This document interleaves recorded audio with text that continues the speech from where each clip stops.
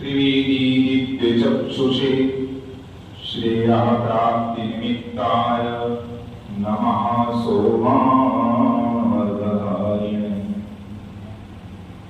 आज परम सौभाग्य का विषय यह है कि राष्ट्रीय स्वयंसेवक संघ के द्वारा ये जो यहाँ कार्यक्रम आयोजित किया गया है, जिसमें क्षेत्रीय संघ चालक जी महाराज जो टोंक जी, इनके द्वारा अभी आप सभी लोग शपथ कर रहे थे।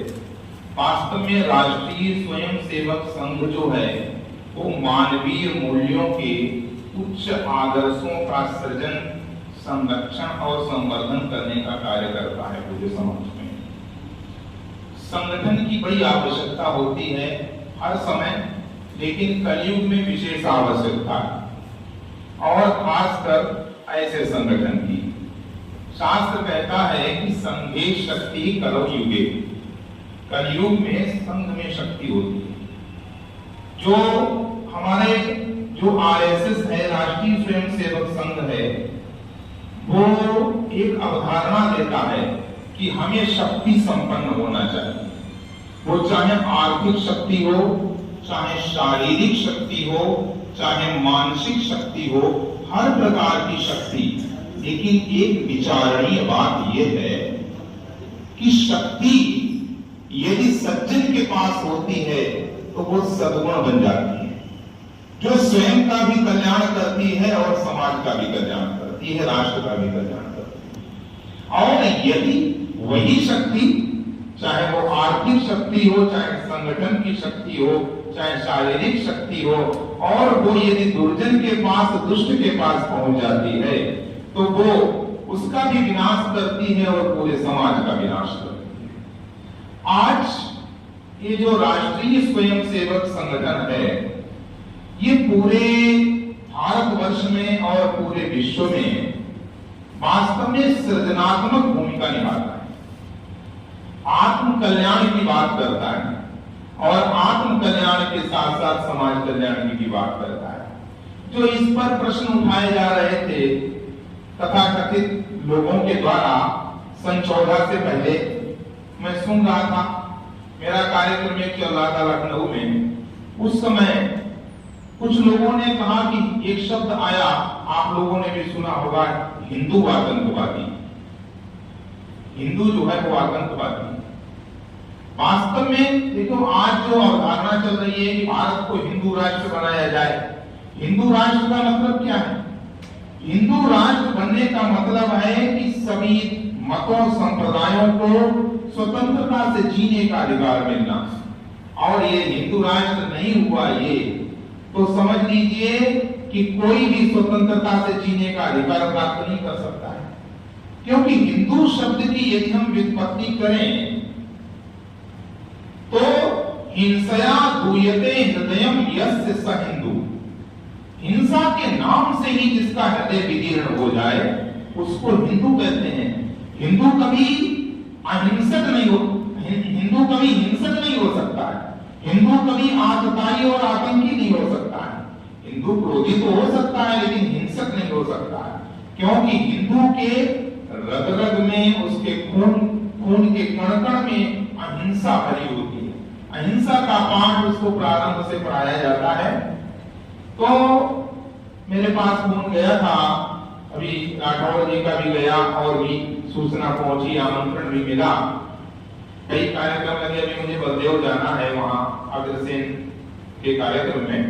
लेकिन मैंने कहा मैं 10-15 मिनट के लिए भी आऊंगा, लेकिन आऊंगा अवश्य, क्योंकि हमारे वृंदावन में केशव धाम में वहां के पदाधिकारी लोग बुलाते रहते हैं, गुरु दीक्षा कार्यक्रम में भी बुलाते हैं, बौद्धिक उद्बोधन के लिए, अन्य भी। हमारा बड़ा प्रेम और समर्पण रहता है। बस एक बात मैं चाहता हूं कि राष्ट्रीय स्वयंसेवक संघ के द्वारा कुछ ऐसा कार्यक्रम हो कि जो जन सामान्य उसमें सहजता से जुड़ सके।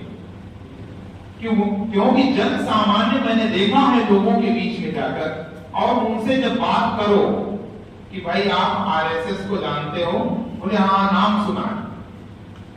जबकि ये जो राष्ट्रीय स्वयंसेवक संघ एक ऐसा संगठन है कि जिसमें समस्त भारतवासियों को, समस्त हिंदुओं को और समस्त जन सामान्य को इसमें जुड़ना चाहिए। इसके बारे में जानकारी प्राप्त उसको होना चाहिए। जो भड़काया जाता है आजकल, तमाम जो विद्वेष का भाव रखते हैं, वो चाहे नेता हो या अन्य संगठन हो, वो जैसे बदनाम करने का काम करते हैं कि आरएसएस तो कट्टरवादी है, वो जो है विष फैलाता है, जहर बोलता है। आरएसएस कट्टरवादी कभी नहीं हो सकता है। समरसता, समाज में समरसता फैलाने का काम करता है। हमारा जो धर्म, देखो धर्म क्या है? धर्म जो है जीवन जीने की कला सिखाता है, आत्मा का धर्म होता है, स्व का धर्म होता है।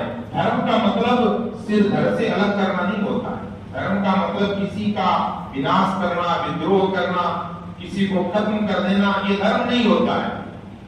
हमारे धर्म में बताया गया 10 लक्षण आए हैं धर्म के कि धृति, क्षमा, दमोस्तेयम, शौचमिंद्रिय निग्रह, धीर, विद्या, सत्यमः क्रोधो, दशकम धर्म लक्षण। मैं कहता हूं कि इस धर्म के 2 ही लक्षण अगर हमारा समाज अपना ले, कौन कौन सा? एक सहनशीलता और दूसरा अक्रोधा, क्रोध करना। क्रोध पर यदि हम नियंत्रण कर लें, आज समाज जो टूट रहा है और संबंध टूट रहे हैं केवल 2 चीजों के कारण। एक्सीडेंट जो हो रहे हैं वो केवल 2 ही चीजों के कारण। एक तो धैर्य नहीं है किसी के पास, और दूसरा क्रोध को सहन करने की क्षमता नहीं है, अक्रोध की भावना नहीं है। जरा सी किसी ने बात की, जरा सा कोई, आप पीछे से हॉर्न बजा रहे हो, सामने वाला खड़ा है जाम की वजह से, तो उससे आदमी क्रोधित होने लगता है। एक और एग्जांपल मैं बता रहा हूं। ऐसे जीवन में हर जगह, चाहे वो परिवार में हो, आज परिवार टूट रहे हैं, कुटुंब प्रबोधन वाला कार्यक्रम जो चला रहा है हमारा आरएसएस, बहुत ही सराहनीय है। मुझे भी कई बार बुलाया गया, यहाँ मथुरा में भी कुटुंब प्रबोधन में मैंने देखा।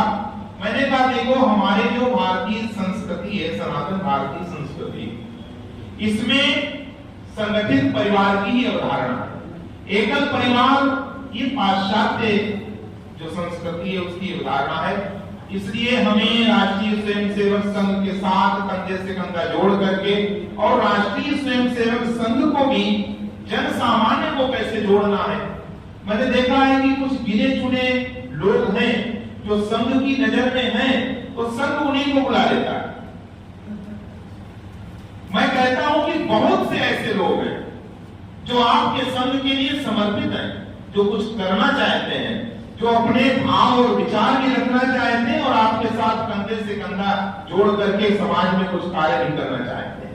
कुछ ऐसे पर्यवेक्षक नियुक्त हो आपके द्वारा, और वो पर्यवेक्षक ऐसा काम करें, देखें कौन से संत ऐसे हैं, कौन से बुद्धिजीवी ऐसे हैं, कौन से शिक्षा क्षेत्र के ऐसे लोग हैं, कौन से वाणिज्य क्षेत्र के, व्यापार के ऐसे लोग हैं कि जो बहुत समर्पित है संघ के लिए, लेकिन उनको कभी संघ आहूत नहीं करता, संघ उनको जानता नहीं।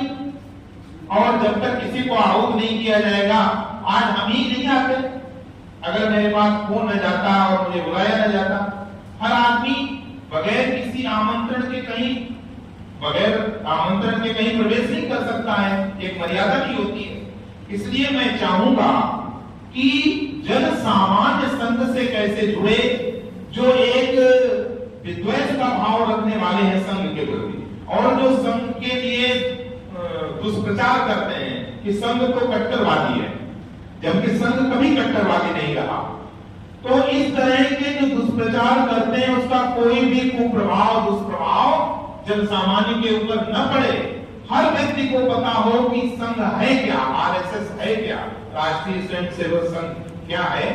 तो बस यही, मैं बहुत ज्यादा समय न लेकर के, मैं अध्यात्म गुरु महामंडलेश्वर स्वामी कृष्णानंद श्री धाम वृंदावन से हूं। इसी के साथ मैं अपनी